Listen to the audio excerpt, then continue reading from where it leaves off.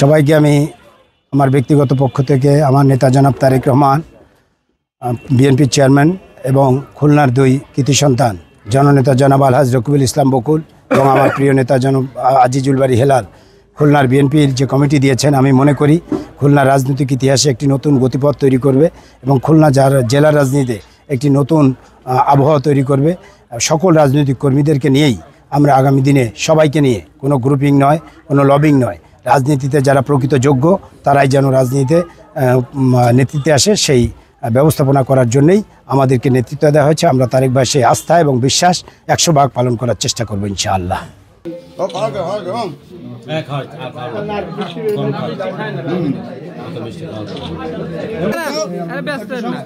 একটু আস্তে আস্তে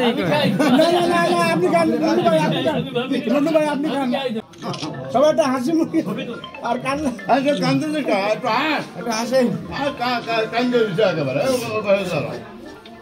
আলু সাহেব না খুঁজে তো হবে কি না তুই কম দে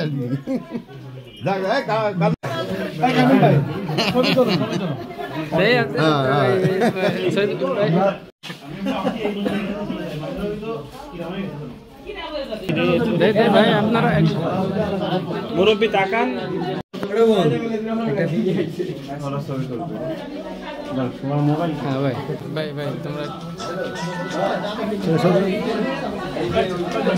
পার্টির বিষয়ে আমরা পারছি, ঠিক আছে?